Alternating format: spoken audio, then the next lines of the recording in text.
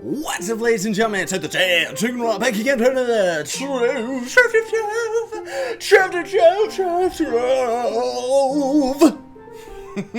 Rock and roll! Shadow Hunter has arrived. It's absolutely wonderful. Look at him. Tally-ho! Doesn't he look cool when he's riding on a horse? So many new things with this update, ladies and gents, and we're going to talk about all of them, or at least all the ones that I can remember. So, first and foremost, Shadow Hunter, he is beautiful, and we're already level 10 with him, because I've been playing him like crazy. Well, like crazy for me, anyway. I got him level 10 in a day. What do you want? Other people max out in a day. Anyway, let's get our house over here. So, one of the things that I want to say about this guy that is absolutely awesome, this is, of course, not our starting bow, although it is beautiful. I actually am surprised how cool the bows actually look, because they all remind me of the tech bow and weapons from Turok and stuff like that. So, really, really cool. Now, where is it? Costumes. I want to point this out just before I forget. This is one of the things that I have actually noticed about this guy that actually makes him one of the, like, you can totally tell this is the most recent class that they made because he's the most advanced in, like, almost every way. So his costume, we get this costume at level 10, and take a look at his shoulder pad. Bigger, smaller. Bigger, smaller.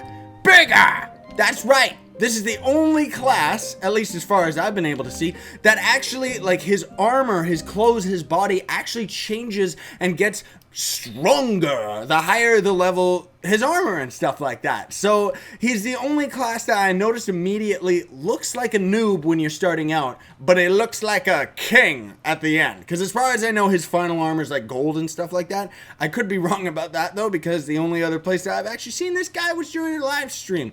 Well, I guess Draconis is still my second favorite. This guy's right up there though. He's absolutely wonderful. Bloop, look at his picture, isn't he all cool? Hunter of the Shadows. So another minor update, which is actually a pretty big deal for me and anybody else that's at the end game and has options, is your character now. By the way, we have our new wings. I'll show you those in a minute. Your character now has different, like, look at our flask is the vital flask. We got the Scully mount and stuff like that. And then if we swap over to a Demon Hunter, which I've changed his weapon, by the way, and it looks absolutely amazing. Now look, all of a sudden, what's that? Our Mag Rider and our Mountain, even our ally and our potions are all different. So it's all actually character-based equipment, including our little tick-tock clock from Mario 64, which is actually awesome because I was getting, like, not that it was a problem, but it's awesome that now we don't have to keep swapping out all of our equipment and all of our gear and something's happening to me. And it's absolutely awesome. Absolutely amazing. There is actually a bug going on right now too. Careful when you're using the deconstructor. I just gotta say this. They may have patched it by the time this episode comes out. But if you try to deconstruct like say you deconstruct something, then you deconstruct something right after it. So long as you see the flux reward that you're going to get from deconstructing, and if it seems random, apparently this is what people were saying in the global chat, like, the game crashes if you're deconstructing, like, more than one item or some crap like that. Look at our Infinium. We only have 145. That sucks. You want to know why? Well, I'll show you, wise guy, because in the new professions, we got rune crafting, which I don't know anything about this profession, but I do know that it's got to do with creating different blocks and stuff like that. I know that there's a mountain there and a bunch of other game-changing stuff, that's for sure. So, crystallized clouds and radiant shards. Now, it might be a few episodes before we see this on camera. I'm probably going to have to do it with King Andrew Doe or It's the Noob, because I don't have one of these. A realm portal, which costs 2,000 Infinium.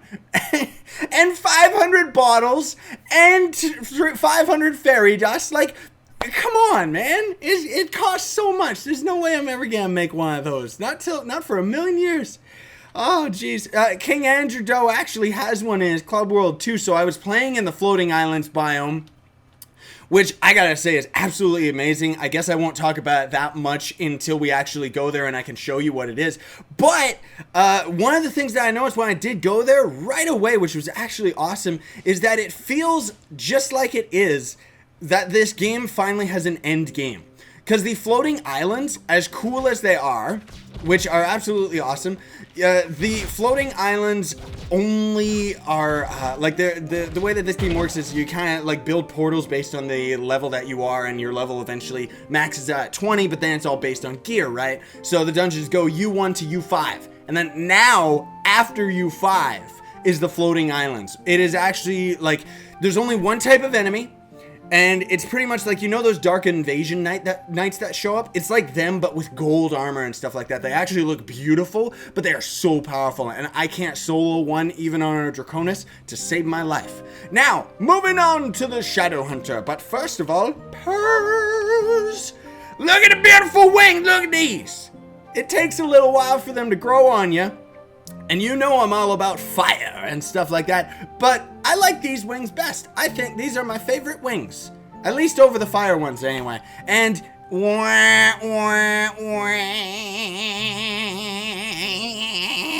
I'm not going to pay $20 just for electric wings.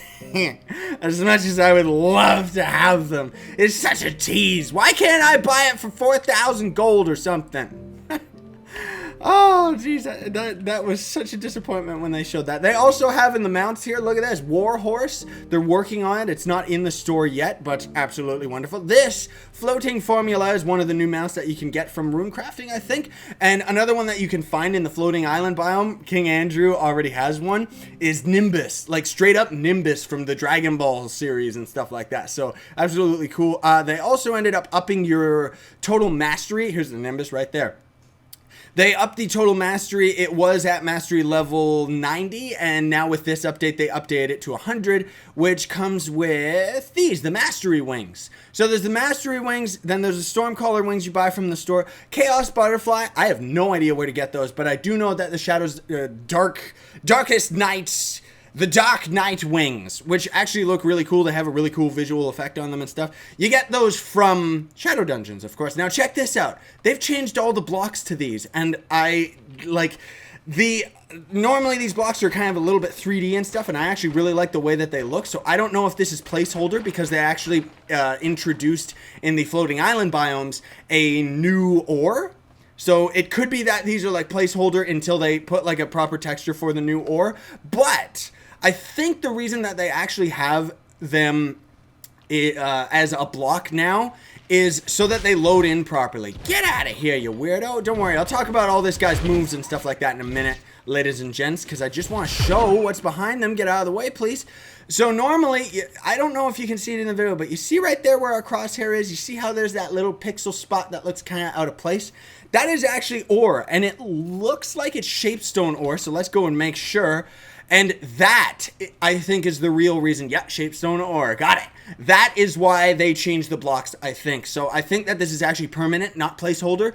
Because normally, I don't know if that's how the game's coded or something like that, but when the ores were all 3D blocks and stuff like that, they had to load in just like let's just say, for example, like this guy's house over here. You can't see anything around it, but as soon as we end up getting close enough to it, the chains pop up. See what I'm saying? So that is how the ore used to operate, and you had to be a lot closer to it, but now it seems like they changed it so that it is a solid voxel, just like the rest of the map, so that you can actually see them from further away. So really, really cool little sneaky optimization there, developers. Another thing, too, that I noticed, which is a quick little update, I'm going to see if I can haggle my way into it. I very much doubt it. But they also have... So there's quite a few other people that actually live stream Trove, and they're like pretty up there, you know, about the same that we get for all the YouTube stuff. I think anyway. I don't know if that's like overly confident to say. I don't mean it to. But it's like they changed in game where it's like now it actually says like it's like I've seen it where I'm playing and it's like this person has started streaming Trove, and it's like a game announcement actually telling people, you know. I know that we're almost on time here, but I do want to actually talk about this class. So first of all, in the top left, top left, Dark Whispers periodically adds a shadow mark to a nearby enemy. That is our passive ability. Our right click, which is Radiant Arrow, is a piercing shot that is deadly to shadow marked enemies. So that right there, that skull over the enemy, means that he's shadow marked. That is a random passive that just happens. And if we hold our right click, similarly to the gunner, and charge up our ability, we do 10 times more damage with a full charge shot, as you saw there, when they're shadow marked. So I just keep calling it poisoned. So you saw, like, when we did a right click, like a super light arrow shot, when he was shadow marked and poisoned, we took him down more than half health, and then when it wore off, we didn't, you know? Then he also has Sun Snare, which is his number 1, which so many classes in this game, their number 1 ability is always like throwing down a bomb. But this guy's is pretty cool. Throws a blinding trap that triggers on proximity. Now, the way that this works is a proximity mine that you drop on the ground and it freezes the enemy. So, Mr. Ice Mage, suddenly he's not, woo! I love this guy's flip. Suddenly the Ice Mage isn't as intimidating with all his freezing abilities. Now, this guy's ability does not last nearly as long. His Paralyzer, let's call it that. But a bug that hopefully they will resolve right away too is that actually if an enemy steps through the proximity mine and there's like an ally, like another player nearby, they will actually freeze as well. So kind of weird on that one. And then his ultimate ability took me a little while to actually learn. Arrow of the Goddess. Shadow marks all enemies around you and gives you 1 stronger right click attack.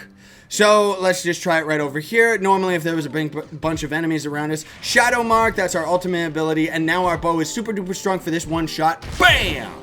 And we would potentially be able to shoot it through and phase through a million zillion enemies. Now, another thing too that I just want to show before the episode ends up coming to an end. First of all, this guy's right click is actually like snipe skills, so you can actually shoot a lot further than normal. So let me just show you right here, like our left click. Oh, well, he wasn't far enough. Normally our left click doesn't actually reach that far, or that far as like some of the shots and stuff like that, but our right click will. So like that right there, I don't know if you can see it, but there's a bottle bush right in front of us. If we right click, we can actually destroy it. Oh, well, maybe not right now. Where is it? Snipe skills! Maybe not. Well, bad example. But anyway, you can kind of shoot things a lot further away. So he actually has like snipe skills. And it's really, really cool. Now, another thing too I want to show you with this enemy right over here is that if we get close enough... Oh, is it not working? Come on. I want to show you. There you go. See how he's purple? You can actually see enemies through walls. And if you right click, far side, bit. Far sight, baby. Far sight. We actually shot him through the wall. Absolutely awesome. I love that. That reminds me of Perfect Dark. And straight up, when you're like in a dungeon and you see like a bunch of enemies through walls and stuff like that, it is just so tight. Like, I really do actually love this guy. Woo! Heal up! His flip is also a front somersault type of thing. But anyway, we're going to call it here, ladies and gents, for today's episode. That is a Shadow Hunter in a nutshell. There are quite a few other little tiny things from the update and stuff, but nothing that I can remember off the top of my head, so that means that's probably not that important. Get out of the way, weirdo! Also, this guy's bows are absolutely amazing. Did I say that? Did I say they're amazing? Proximity bind! Go! Thank you all so much for watching. I really do appreciate it. Get out of here so I can end the episode, you fool. Spooky ghost. So now we can actually get to the normal game and stuff. And when we actually end up getting into a floating island biome type of thing, then we'll be able to actually talk about that. And I'll be able to show you all the new fancy, beautiful quest, as well as a new levitation type of block. Levitate. Levitate. We're gonna call it here. Thank you all so much for watching. Don't forget to smack that like button, share, favorite, and subscribe to join Team Subscribe to join Team Pixel. Listen to me. And as always, sign on, stay epic, everybody. Believe in yourself.